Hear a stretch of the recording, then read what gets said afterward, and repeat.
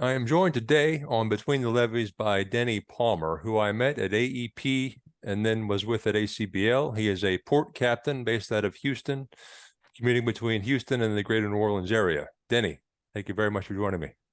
It's good to be here, Tim. Well, you've seen all these episodes, I believe. You know how this begins. Tell me, sir, where were you born? I was born in Centerville, Mississippi, just above the Mississippi-Louisiana border, right there above Jackson, around above Baton Rouge, that area. Okay. What did your parents do for a living? My mom was in the medical field. She's retired now. My dad traveled all over the country, pretty much. All over the country. He spent a lot of time all over the world as a specialist in rebuilding turbines and plants. So yeah, he's traveled everywhere. He's got plenty of pages in his passport, so to speak. Plenty.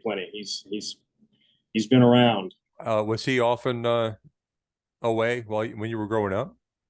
No, not really. My parents divorced when I was really young. I was probably, I don't know, 8 or 9 years old. So we kind of bounced back and forth between mom and dad and mom and dad and mom and dad, summers and then school, and then it was a back and forth kind of life. I had something pretty similar growing up. Was that all in Centerville?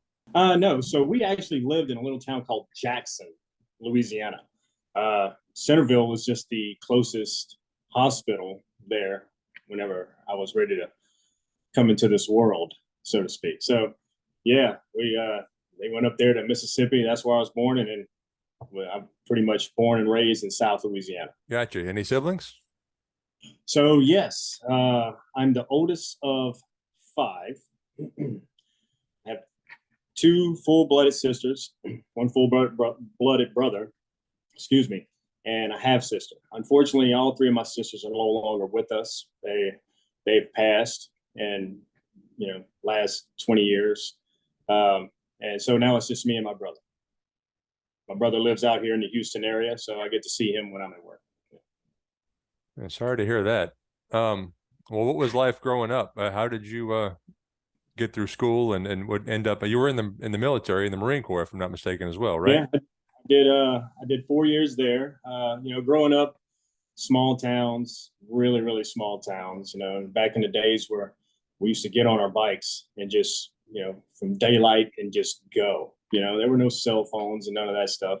We would make trailers that attached to the back of our bikes, and we'd put all our fishing gear, and we'd just ride our bikes miles and miles and miles and just spend all day behind the levee and fishing the spillways and all those things. Did everything kids would do back then, and cut up, got in trouble, all the fun stuff. So yeah, it was a fun life, and it was really enjoyable. Got to hunt, fish, do all the things, hang out with friends, all that. Were you drawn to anything in school? No, average student. Wasn't spectacular in anything really. Just wasn't my thing. Didn't do any sports or anything like that. So just an average student, and then graduated and started living. Did you go straight into the Marine Corps after high school? I did. Yes. Right after my senior year, I graduated. I went, I think it was in July, August of that year, and flew out to San Diego is where I went to boot camp. So I was there for 3 months, and then my MOS, I was a field radio operator, also known as a battery operated grunt. Fortunately for me, I didn't have to spend a lot of time with the grunts. I was stationed with artillery battery. So I did my schooling for about 3 to 6 months in 29 Palms, California. From there, I went to Okinawa, Japan. Spent a majority of my time with an artillery battery out there in Okinawa, and spent about 6 months on Navy ships and traveled all over Asia. Did all kinds of fun stuff there, and did a lot of cross training and spent a lot of time at sea. Tell me about any good memories from boot camp. Oh man, looking back on it now, during boot camp, it wasn't fun. It just wasn't, because you're young and you're so naive and you have no idea what to expect. And now you got these big men just yelling at you and telling you to be the lowest scum of the earth and all these things, and they're just breaking you down just to build you back up. Looking back on it now is one of the greatest things I've ever done. It was I can look back on it now and memorize a lot of things that went on, and it was actually fun. At the time it wasn't so fun, but it was, looking back now, it was pretty fun. It was hard, don't get me wrong. No sleep, lots of PT every morning, every day. Getting yelled at constantly, doing things that you had no idea why you were doing it until the very end, and then it all kind of comes together, and they give you the reasons why. And when the drill instructors would kind of smooth out just a little bit towards the end there, and start treating you like one of their own, and you're no longer scum of the earth. You're actually becoming someone. It was a great thing for me to do at a young age. Got me out of the small town. Some discipline. I got a lot of discipline out of it. So I did that and decided to get out and come back into the real world. My stepdad was in the Marine Corps off and on for about 25 years. One of his memories of boot camp was the pugil stick fighting and how much fun he had doing that. Do you recall? Were you any good at that? You do that about, I don't know, 5 or 6 times, right? We do that about 5 or 6 times, and it was one. It was like the octagon, and they would put you on one end. It was like a tunnel that you run down. You have one guy on one end, you have one guy on the other. Run through this tunnel, and you meet the octagon, and then you just duke it out right there. And I swear to this day, they let him go first, because by the time I come out of that thing, it was like a whack right across the head, and I was smooth out. I woke up and they're looking at me, and I'm like, "What happened?" It's like, "You just got knocked out, dude." And I'm like, "All right, sounds good." Get up, you get back in the line, and you go and you do it again. It was pretty fun. It was pretty interesting, But like I said, it built a lot of discipline. It knocked all that kid out of you, that child that you have inside. It trained you to be a soldier, built you up to be a man. It was a great time in my life. It was. Tell me about arriving at 29 Palms, coming from Jackson, Louisiana. So 29 Palms, well, that was for my MOS school, right? Well, I mean, I didn't grow up in the Centerville or the Jackson, Louisiana part. I mean, I kind of moved around with my mom and my dad back and forth, little small towns here and there. But the funny thing is, the way they picked where you go to boot camp is decided by the Mississippi River. If you live on the east side, you go to, Parris Island. If you live on the west side, you go to San Diego. Well, it just so happened I lived on the west side, but my recruiting depot was on the east side of the Mississippi in Baton Rouge. So they let us choose where you want to go. And I'm like, I'm not going to Parris Island. I'm not doing that. I've heard horror stories of Parris Island. I didn't want to do that. So I decided I'm going to go to Hollywood. So that's what they call Hollywood Marines. So you go to San Diego, you step off the plane, and, right before you land, you actually fly over MCRD, Marine Corps Recruiting Depot. It's right there in San Diego. There's a chain link fence between the recruiting depot and the airport. So you watch planes constantly fly over. But as soon as you get off and you walk in and you get in formation and all that stuff, and we're just kids, we have no idea. We're scared. We don't even know what to expect. And then here they come, and they're kind of guiding us in this, in this little room, and they start issuing all these things out and telling us all these rules and just kind of laying it out, what's going to happen in the next 12 weeks. And then they send you to get haircuts, and they shave your head, and they issue all your gear and all that stuff. And it was pretty laid back, and they showed you the procedures and how we do things. This is what you're going to do and all that. And then you get assigned to a platoon, right? And as soon as they come in, they lay you all down, and you're in the barracks, and you're sitting down, and you're in this group, and the senior drill instructor walks in, and he's just dressed to the T, and you're like, wow, that's really cool, and he's talking to you like a normal person. It's just, these are my juniors right here. And he introduces them all, and he says, if you have any problems, you just come to me and we'll take care of it. And it's all psychological, right? And he said, well, if anybody has any questions, no. And nobody had any questions because we're all scared to raise our hands. I'm going to turn you over to my juniors. Juniors, they're all yours. And as soon as he said that, it was absolute chaos. They started yelling and they're throwing things, and we're just scared. We have no idea what we're doing. We're just running around in circles. all the things, but it was fun. I mean, once you get used to them yelling at you every day, and everything is procedural, right? Everything's there for a reason, and it's just basically repetition over and over and over and over again. Once you get used to it, I would go to bed at night and I would think about the day I just had and all the PT and the running and the lifting and the pull-ups and all the stuff we just did. And I would hear those airplanes flying, they'd take off and they'd land. And I'm like, one day we'll be on one of the planes getting out of here. One day. That's how I got through boot camp, and I learned a lot through boot camp. Had a lot of fun. Anything interesting to share about your time in Okinawa? Oh man, Okinawa's different, coming from South Louisiana, where the only place I actually ever went was, Florida for vacation, Biloxi, all those things. And here I am at 18 years old, 18, well, I was 19 at the time.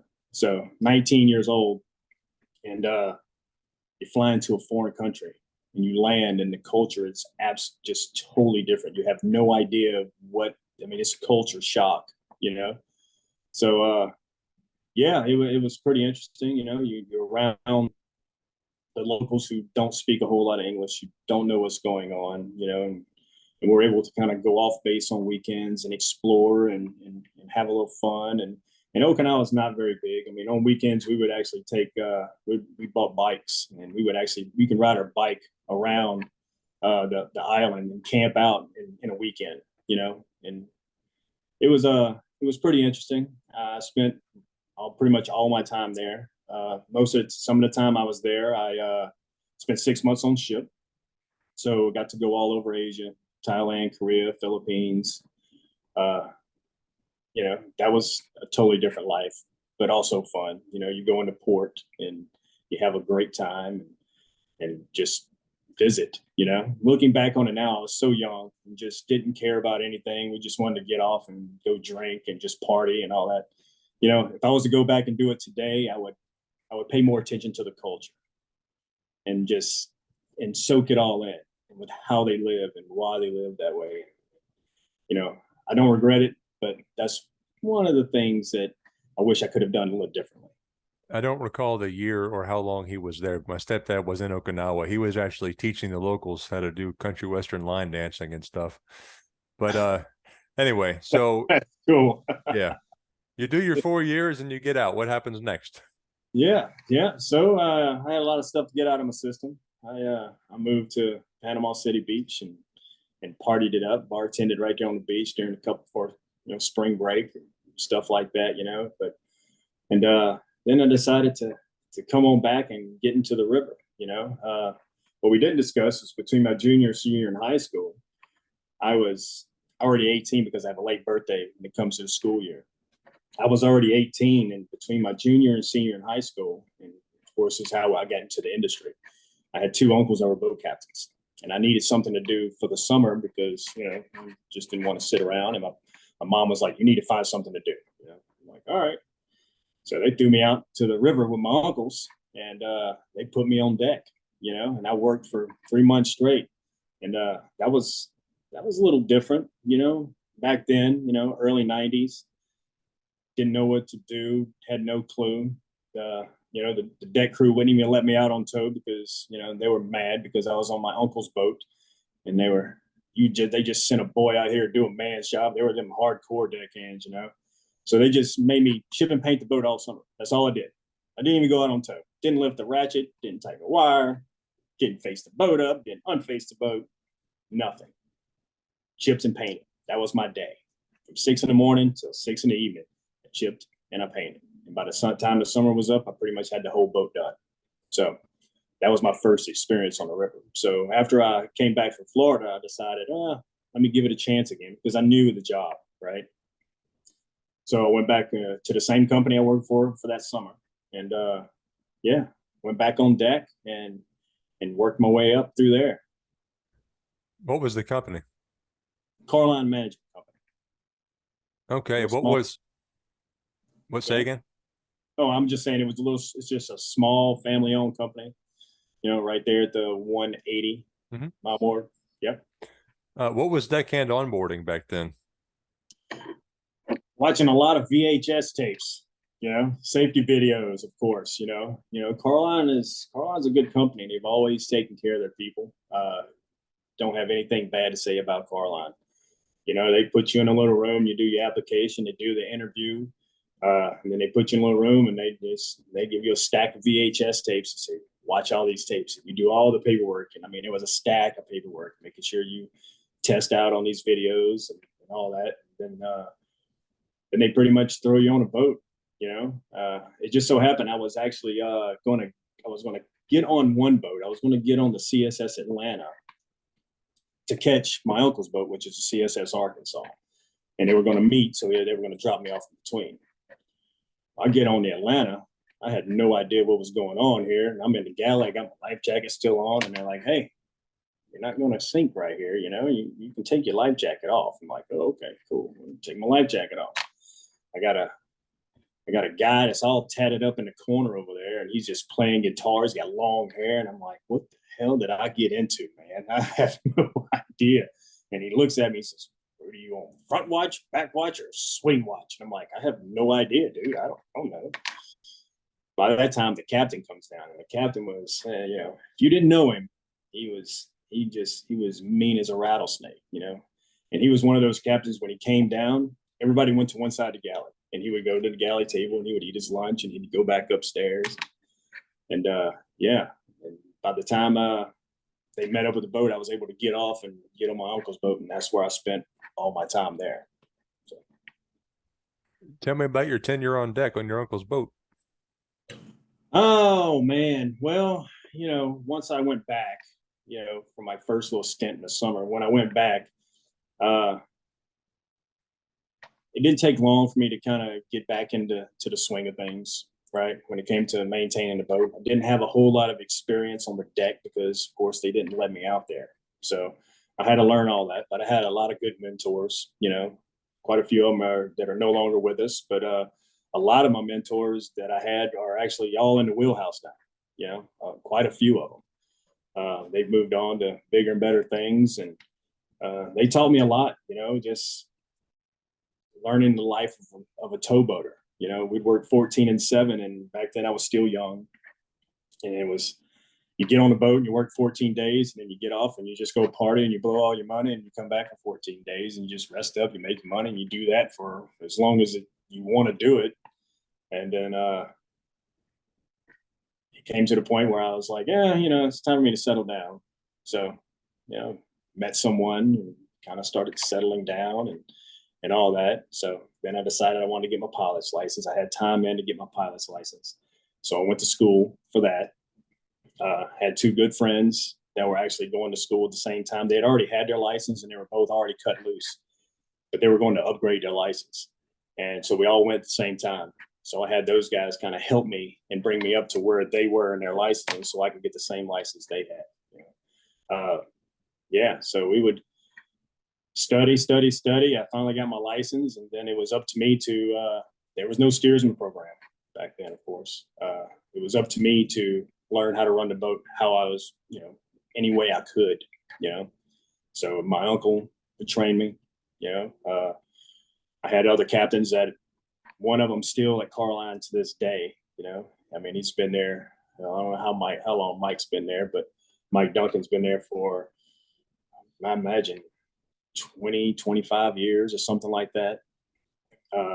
So he trained me, let me run the boat, gave me a little stick time, gave me some pointers and all that. And it got to the point where I started getting really serious about it. And I went to management, I went to Miss Jan, and I asked her, I said, look, I'd like to come in on my off time and run the boat. She says, well, we're not going to pay you for it. I'm like, all right, whatever. That's fine. I just want to come in a couple of days on my off time and just strictly run the boat. She says, okay, that's fine. So we actually had a couple deckhands that were on the opposite watch on the other boats that had licenses, and I didn't want to step on their toes. So the only boat that was available was actually on nights. So I would get on the boat with Mike Duncan on nights, and that's when all the work was anyway. They did all the dock shifts. They set up the cleaning dock, and boats would come in and do all the shifting. By the time midnight came around, it all kind of settled down a little bit. So then I was able to kind of get off and go do my thing. about 6 months later, I was pretty proficient in what I was supposed to be doing, and they decided to give me a chance. So, and they did. They gave me a chance, and of course, you kind of learn that's trial by fire, pretty much. When you're up there, you don't have anybody behind you to worry about or to watch over you, make sure you're doing anything right, doing anything wrong, stuff like that. So you get up there, you make a whole bunch of mistakes, but you learn from them. And yeah, that's pretty much how I got started in the wheelhouse. Kind of bounced around here and there. I was always on a mission to learn. So if anything ever popped up in another fleet or tramping up and down the river, I want to go learn that. And they were very, willing to bounce me around and let me learn on a whole bunch of different things. So very appreciative of that. How did your career advance from there? Oh, so from there, let's see, at Carline, I actually started, I was on the CSS Arkansas, was the first boat I worked on as my uncle's boat. And I worked on that boat, and I was able to work my way up to relief captain of that vessel over time. And I have a good friend of mine, Charlie Volker, who was the captain of that boat. And they started running in the West Canal. And, he's like, hey, man, come over here and I'll teach you the West Canal. I'm like, all right, that sounds good. So we get out there and we was running to the salt mines and all that kind of stuff. And we're running in Houston, and he pretty much taught me all the West Canal. We were in the river. We were in the fleet, and Charlie was getting off the following day. And I told Charlie, I said, Charlie, you work all day, you go, and I'll take care of the night. Tomorrow's crew change. We're going to get our pilot on. Just do your thing. And it was just to help him out so he can get on the road earlier, So that's what we did. He worked all day. I worked all night. And by the time the morning came, I was tired. And we were at Darrow 175. We're sitting at Darrow 175, and the pilot gets on, and I told Shane, I was like, man, I am tired. He's like, well, go to bed. I just woke up, and you just do your thing, right? I'm like, all right. So I go downstairs, take a shower, get into bed, and my head hit the pillow. I was just off into that dreamland. And there was a whole bunch of commotion going on the boat. I'm like, what is going on here, man? I'm like, what are these guys doing? They need to be quiet. I'm trying to sleep here, And I started getting a little upset. And they started doing it again, and they running around, and next thing you know, the general alarm goes off. I'm like, oh no, let's figure this out. So I get up, put my jacket on, I run up to the wheelhouse. Tim, when I tell you I got up to the wheelhouse, there was nobody there. And I looked out the window, and all I saw was a bow of a ship. And this ship was coming down on us, and it ended up T-boning the tow that we're in. We were in tow with another vessel, and it T-boned us and sunk a whole bunch of barges. Ended up sinking the boat. I was the last one off the boat, jumped in the skiff and kind of got out of there. But it scared the daylights out of me, And I mean, I'm still on my first issue.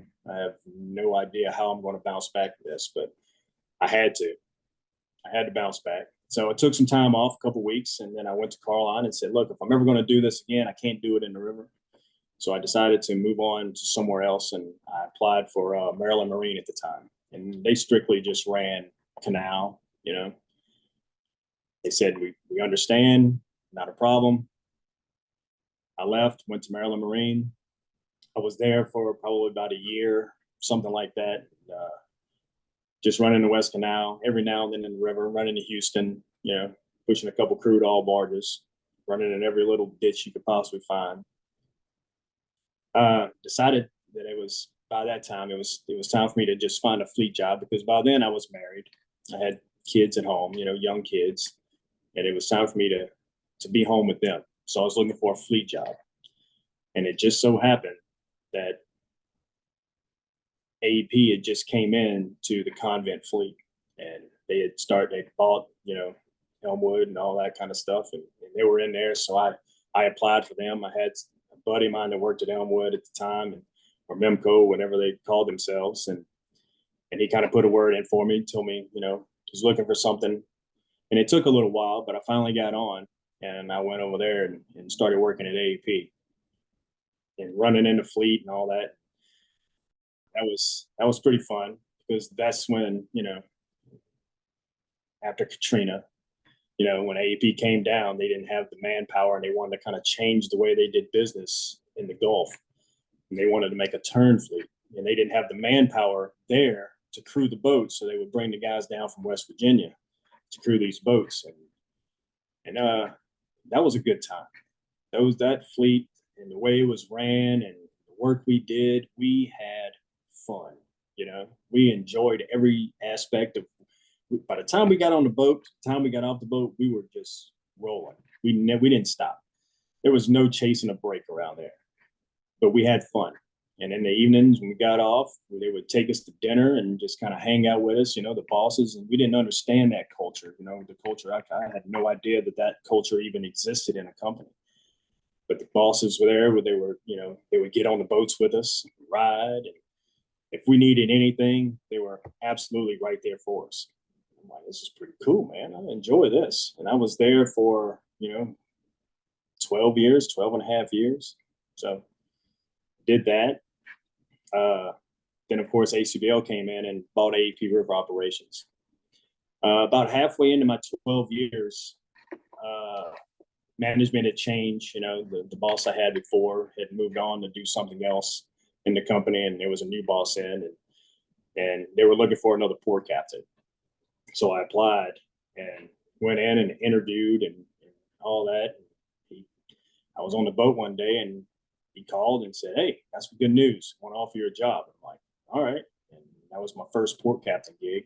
And I was over the fleet boats right there at Convent. And so I went shoreside, and I did that for a while.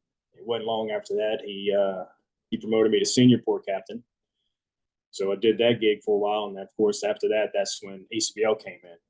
Once ACBL came in, they started kind of changing the way they were wanting to do things. They started severing a whole bunch of people that were in office because it was just a whole bunch of redundancy going on, people in the same positions. And, you know, Jeff Kendall came to me and asked me if I wanted to be, he asked me to be facility manager over Convent, Belmont, and Armont fleets. Of course, I accepted. I wasn't going to turn it down, you know. So I did that for about 2 years, something like that. And I kind of got tired of it. I didn't care for the whole administrative part of it all. You know, at the end of the day, I'm a boatman, you know, and I like spending time with the guys out on the boats. And I just couldn't find the time. I couldn't make the time to be able to do that. So from there, I just decided to, you know what, I'm going to go get back on boats. I'm going to go and bounce around and continue learning. And that's pretty much what I did. I tripped for quite a while. You know, I was like Mark Murphy said, I was a hired gun for quite a while, and you know, and I was able to post myself, you know, and get posted on pretty much every waterway within the United States, except for about 3. I think I'm missing about 3 waterways I haven't been on from beginning to end. So, yeah, and I did that for a very, very long time, quite a few years, and then an opportunity came up with the company I'm at now, and they asked me to because I had experience, and I would come over and help them out and go shoreside. And I felt at that time of my career, you know, and everything I've learned throughout my years, it was time for me to start passing that knowledge down. You know, when they interviewed me, I also interviewed them, you know, and I told them this is what I'm looking to do, and this is what I'm offering, you know, to bring to the table. You know, what are your visions? I wanted to know what their vision was for their company and what they wanted to do down here. And everything kind of meshed, and I've been here ever since. So it's great, you know. So I'm back and forth between, you know, Louisiana and Houston, back and forth, you know. So, but I'm able to get on the boats and ride the boats with the guys and do all those things, which I absolutely enjoy. Post guys up if they've never been to places. This is where I was meant to end up after all that stuff behind me. This is where I was meant to end up. So here I am. So I'm sure you want to back. Right? Well, I do a little bit, yeah. Go ahead. Dispatching canals about 4.5 years. I just switched jobs with an Ingram. But what was your favorite run on the canal? Oh man, anything east of Houston, I was good. Yeah, west of Houston, been there and done that. Don't like it, you know. I mean, because you know, one slip up and one mistake, and you can really, you know, mess some stuff up over there. We would run into Houston and run all the way up to Greens Bayou. I don't know if you've ever seen that operation, but that is not a fun place to be either. But you know, anything east of Houston, man, is laid back and chill. It's dark at night, you know, because there's no backlight cities or anything like that. Not a whole lot of traffic. You just kick back, relax, and you know, one of the great things that I enjoy about this industry and about what we do out on the boats is we get to see the world from a different perspective, from the water. A lot of places from the water. Not a lot of people get to see that, you know. So seeing plenty of awesome sunrises, awesome sunsets. Yeah, it's anything in the West Canal is cool with me. It's pretty laid back compared to a lot of other places. I can tell you that now. It's cakewalk. So. Well, speaking of, as a trip pilot, what was, I guess, the most surprising thing you got to see, and then the prettiest place you've been? So my favorite river and the most beautiful river, in my opinion, that I've ran was the Tennessee River. So from Paducah all the way up to Chattanooga. Once you get above Kentucky Locks and you run through Kentucky Lake and you're running up through this river, the water is clean. It's an emerald green, clear. You got mountains on either side. You're making these locks and you see these big giant houses on the mountains and into the mountains and all this stuff, you know. And it's a fun river to run. It's quiet, laid back. There's some locks up there that can be a pain in the butt, but yeah, once you get above, you know, Gunnersville, you know, Alabama, and you start running into Chattanooga, you get to run through the gorge, which is basically mountain to mountain.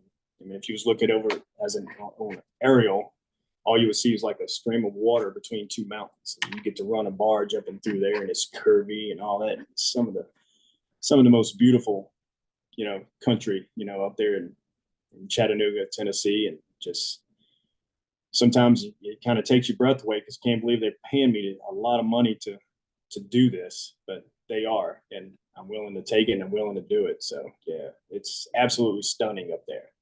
So Tennessee River all the way, man. I'll take the Tennessee River any day of the week. Well, what waterways have you not been on? So in a few of the tributaries out of the upper Ohio, like the Mon River, the Kanawha River, haven't done that. And I haven't run the Missouri River. I've done the Arkansas River all the way to Catoosa, Oklahoma, and all the upper and all the Ohio, the Tennessee, the Cumberland up to Nashville. Of course, everything down south, the lower from Cairo down. Yeah, those are about the only ones I haven't really ran on. Of course, there's other small little rivers and tributaries, but anything that's really worth mentioning would be those three that I haven't done. What's the biggest tow you've been behind? 25 loads on the lower. Yeah, 25 barges on the lower. We push 25 loads south and then 30 empties north, coming all the way down to New Orleans and then turn around and going back up with empties. Did that take some getting used to? Yeah. You know, after the first trip, I realized, I just kind of winged it going down there that time. So I might need to get somebody to train me. But, you know, the good thing about tripping around is, you know, I'm not the only one that trips around. You know, you got a lot of old retired captains, heavy tow captains that, you know, some of them been doing it for, 40, 50 years that I had the pleasure to ride with, you know, ride a towboat with and hear their stories and get taught by them, you know, lessons. And I mean, it's phenomenal. You know, one captain I rode with was, he's 84 years old, still running the daylights out of a boat, man. He just hasn't lost it, and he'll do it until he can't anymore, you know. But that man would tell me stories how he watched every lock on the Ohio River being built, and I'm like, man, the knowledge he has, you know. And I was very fortunate to be able to ride with that captain and learn from him, you know. So yeah, it was but yeah, back to the towing on the lower. It's not fun, man. It's not. It's pretty stressful. You know, any other waterway you can kind of kick back, you know, at 15 or you're pushing a unito with 2 in the canal or 6-pack in the canal, you kind of kick back in your straightaways and just listen to your music and just relax. No, not on the lower, buddy. Not southbound on the lower. Negative. No, you're always up here. Your alert level is like maxed out, because anything could happen at any time. So it was pretty stressful coming on down. And of course, going up too is not fun either. So those guys that run them heavy tows up and down that lower Mississippi River, they deserve every penny they get and more. I can tell you that right now. That's some champs right there, man. Good guys. Well, aside from getting run over by a ship on your first issue there, anything else kind of crazy occur over the years like that? Nope. That one there, that pretty much takes the cake. Haven't had anything like that happen. That kind of stuff really doesn't happen every day. It was a fluke. We were in the wrong place at the wrong time. Not our fault. But no, nothing crazy. No, not like that anyway. Yeah, very thankfully that does not happen every day. That is right. So tell me about family. I know you got 2 little kids, huh? Yeah, I actually have 4. I have 4 kids. My first wife, I have 2 daughters by. They're 22. My oldest daughter just turned 22, and my youngest daughter, she'll be 20 in April. And of course, my second marriage, I have 2 boys, and they're 10 and 8. What are they all up to these days? Obviously, school for the youngest ones. Oh yeah, them 2 boys of mine, man. Of course, they get all their brains from their mama, but without a doubt, yep. Without a doubt, there's no doubt in my mind. No doubt. They're very athletic. Those 2 boys, man. They're all they do is swim. It was just a couple years ago, and they wouldn't even get in the deep end of the pool without floaties on, and now they swim competitively. With kids their age and older. It's like, man. I mean, it's like they woke up and they were fish. But of course, they're in school and they do their thing. My 2 daughters, they're just doing their thing too. They haven't quite figured out what they want to do with their lives yet, but so. Is there anything to suggest yet that the youngest 2 might follow you into the industry? I'm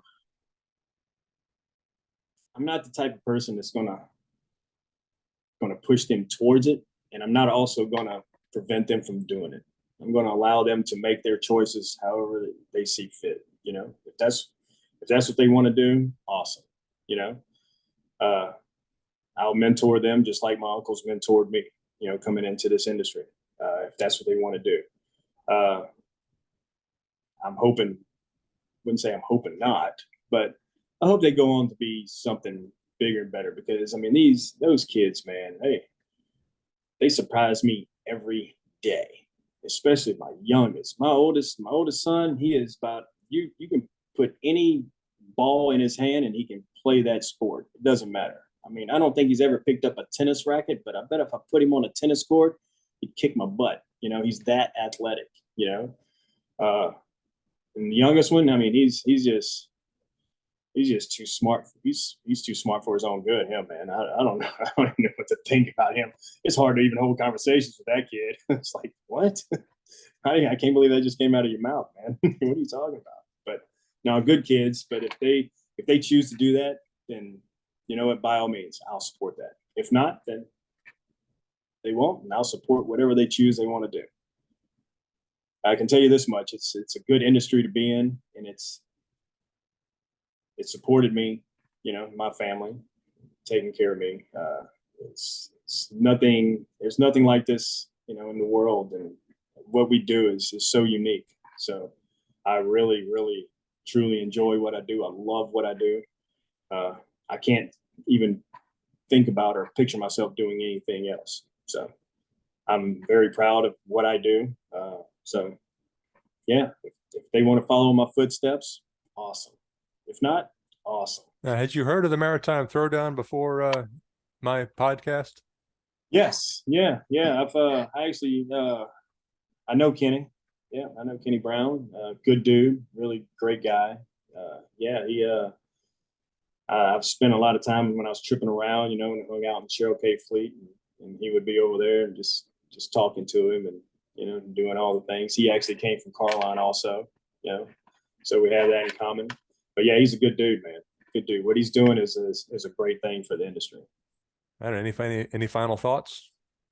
What you're doing, Tim. Let's talk about what you're doing, man. The podcast that you have going on here and the interviews that you conduct, it's awesome. I mean, I'm here to tell you, I enjoy every single one of them. I enjoy listening to the history and of you guys like Mark Kanoy. I enjoyed it. Frank Morton. I enjoy those interviews. Listening to how those old school guys, those guys came up into the industry and accomplished what they have accomplished. So yeah, I just want to say I appreciate what you're doing, man, and I thank you. So other than that, just keep doing it. Just keep doing what you're doing, buddy. That's the plan. I appreciate you. I appreciate you, man. Thanks for having me on. Talk to you soon. Yeah, buddy.